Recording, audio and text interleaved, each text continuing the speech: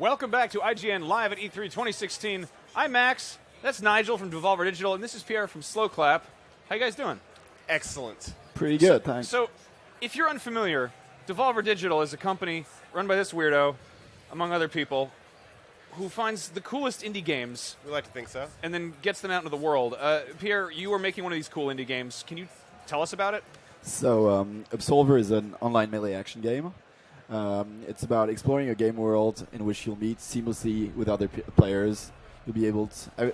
a new story unfolds every time you meet somebody else. So you can fight, you can trade, you can make friends, and eventually you're gonna build a team of trusted friends with whom you can go in competitive ranked PvP game modes or do 3-player co-op PvE. Okay, so but it's not an MMO. I was confused about that, but it's not an MMO. You'll never have like 50 people running around in every direction. So we try to keep things intimate, and so it's very much about the relationship you'll be meeting with other people. So it's a competitive RPG basically. It can be if you make it, right? Yeah. I mean, you're kind of how much customization goes into characters? Well, you've obviously got the character customization, which you see on screen right now. But the thing about the game is that you can customize your playstyle in depth. So you start by choosing a combat style that's inspired by different schools of martial arts. And after you've chosen your combat style, you've got a combat deck interface in which you can place different attacks, which you can then execute in real time. So you build your combos in real time with endless possible combinations. That sounds extremely tactical. Like that sounds like a very... Well, it's pretty accessible. So it's the system is pretty simple to put your hands on, but the different layers that go beneath that can get pretty tactical. So you've got 4 stances to choose from, and so for PvP gameplay, we need to have these different layers of depth. So you can do parries, you can do feints. It goes pretty deep. That's awesome. What's the universe like? Like what's the setting here? So you're exploring the ruins of a fallen empire which disappeared centuries ago, and the story is basically about a group, a sort of organization that took control and that created an order of mass combatants, which are the Absolvers. And you, as a player, you're a prospect. You've vowed to join the Absolvers, but you're not one already, and so you're gonna try and become one through a series of trials, and all the while exploring the ruins of this fallen empire, and you're going to try to find out what happened to this empire and why it crumbled down. Wow. Now I noticed there was a pickup back there. Yeah. That did something. Was it stamina or was it healing or what was yeah, some kind of modifier there? So what you can see in your back, you've got what we call tension shards, which are little stones that fill in with the adrenaline of combat. And you can use these shards to use magical items and powers. And so you've just picked, here the item you picked was a regen item. So in combat, if you got one of these shards lit up, which are floating in your back, you can use them to regen yourself, to create a shockwave, to stun your opponent, stuff like that. Okay, and is it strictly melee, right? It's melee with these magical powers that you can use via the tension shards. Okay, but you're not shooting fireballs or anything, right? Or? Who knows? Well, there's some kind of force stuff, yeah, but we have you're not throwing shockwaves. shurikens or hadoukens out there, man. We haven't shown. We've got a lot of ideas on paper. We haven't implemented all of them, and we're not showing them yet. But you'll see more to come. But the core combat is melee combat, barehanded weapons. For the moment, we're only seeing barehanded, but you can use weapons also. Wow. How far along is this? Do you have a release date, or? We've been developing the game for over a year now. And we're planning on a 2017 release date. Okay, and it's coming to consoles? It's coming to PC and consoles. Cool. What I'm sorry, I'm looking at this right now. This is a very pretty game. I like the world you've built. Yeah. You're going to make friends with other people in this world, or is it? Well, you're going to make friends if they want to make friends with you. Unless they're assholes, and I can't say that word. Oops, my bad. Buttholes. Fractured buttholes. But remember, did you play Journey ever? Yeah. So in Journey, you can kind of casually pass and meet people, right? It's that kind of thing where you come across someone, you can choose to help them. They may attack you. They might fight you. There's this whole gesture system that you're going to be able to use to kind of figure out if someone wants to join up with you or someone wants to rock you in the face and take your stuff. So it's like Ninja Journey, but you can kick somebody's ass if you want? That's one on the box, yeah. Oh my God. Okay.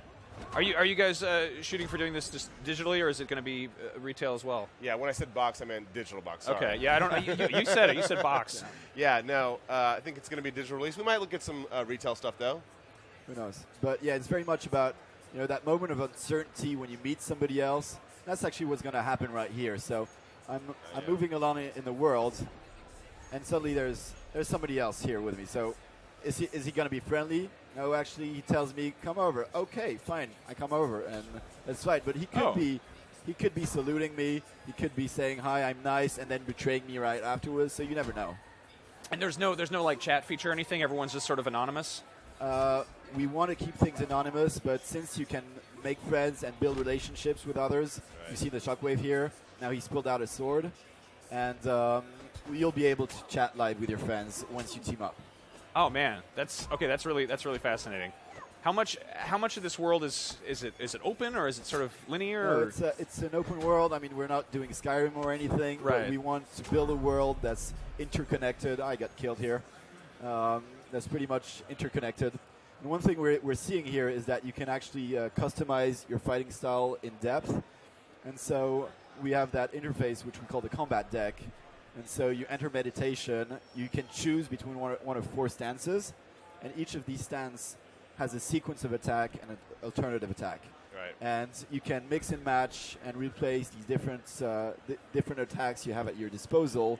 And they all match because they all have this orientations that make sequences. Sure. And so with this system, without going into too many details here, you can pretty much build in real time different combos. Did you seriously basically combine every possible genre of video game to make this? There's a bit of God Hand, there's a bit of Dark Souls, there's a bit of Journey. It is one of the coolest things, though, when they first showed it to us, this idea that, in fighting games, when you punch, just like, I just keep punching. But you have to now take into account that if I'm in this stance and I use this move, I am now in this stance. And you have to kind of arrange your moves to account for that. And it makes for a really, really unique combat style. So when we approach each other in the world, I can look at your stance and actually change my stance, knowing what I've designed to counter that style and that stance. Oh my God! So yeah, you're making a deck here, and that is really the right term for this, I think. Yeah. It's a deck, but it's very much a deck that you afterwards use in real time, intense, dynamic combat. So you prepare your style first, and then you execute, and you creatively build on your deck. Oh my God! So there's screw class systems. This is entirely modular. Right. Exactly. So and you can do many different things. So you can have your front stances will be rather fast attacks, your back stances will be heavier attacks, or the opposite, or you can mix and match pretty much anything. What you can also do is that when you're using weapons, you can mix attack with weapons. So I can chain an attack with a sword with an attack like a high kick or a spin kick or something like that. So I can mix and match sword attacks and bare-fisted attacks. That's bonkers. That's a lot going on there. How do you balance something like that? How do you make it so that one guy just doesn't... Well, you balance it when you've got an exceptional lead game designer who's working on your team and who's a genius at doing this sort of thing. Fair enough. And you said the weapons are kind of you find them in the world, or you... You acquire weapons as you go through. We kind of see them as a temporary bonus in combat because they change your moveset, but you can get disarmed. If you get hit too much, you can lose your weapon can break. And so you got to use it wisely, basically. Oh, man. And is there a kind of a clear story path, or are you kind of making up your own story by just exploring this world? Well, we see it as 2 things. So there's the kind of the general narrative, which will unfold as you progress in the worlds and which will be triggered at certain points as you move in the world.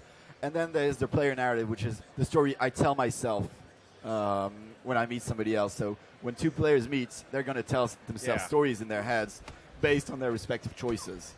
And so it's really kind of the story that emerges from these encounters. Yeah, emergent narrative things where you just get with some buddies and you kind of want to go on a raid together, but then you might go out on your own and kind of really dress and create not only a visual customization, but combat customization that kind of conveys who you want to be in this world.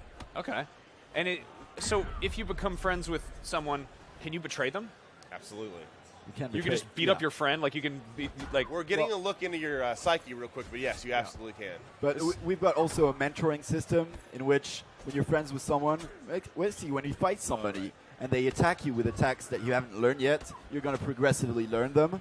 And so if you do a spinning high kick in my face for 50 times, eventually I'm going to learn that, and I'm going to be able to use it in my own deck. Okay, that's one of the coolest mechanics I've heard about in a while. Honestly, he told me about that the first time, and I was in the hotel room at PAX. I got really excited, just because this idea that you could spar with people and actually learn from fighting rather than just simply trading cards got me real excited. Oh my god, yeah. So I like RPGs. I like fighting games in a very casual sense, but like they're fighting games are it's almost like playing an instrument, really. And the idea that you're effectively, this looks kind of like a fighting game right here, but you walked over here, like you walked to this place. Exactly, and plus there's a difference, which is our system is really deep, but it's still accessible. And one thing is, I personally suck at fighting games because that whole dexterity barrier that is. It's because they're hard. Really, yes. Yeah, but our game is super deep, but it's more accessible to pick up and play, basically. Okay, it's mostly 2 or 3 buttons, attack buttons, really. It's about timing and your selection of what you chain together that make you a master at it. Okay. Yeah. So it's kind of rock, paper, scissors, but if there were a lot of other elements there too as well, you can, timing took a role in there. Exactly. You can you've got 2 attack, 1 main attack, 1 alternative attack. Then you can dodge, parry, feint. You've got quite a number of layers of mechanics to make that PvP combat really deep. Okay, you have my full attention. This sounds really cool. Cool. You said this is coming to consoles and PC? Yep. And it's just keep an eye on Devolver for more information, or is it Absolver? Yeah, there's @Absolver on Twitter, absolver.com, and we'll have a lot more over the next, about year or so. That's awesome. Thank you guys so much for coming by. Thank you. Absolver, keep an eye on it. We've got more E3 stuff coming up. Tomorrow is the last day. I'm very sorry, but we might be running out of games. But there are more coming up on IGN, so we'll see you guys soon.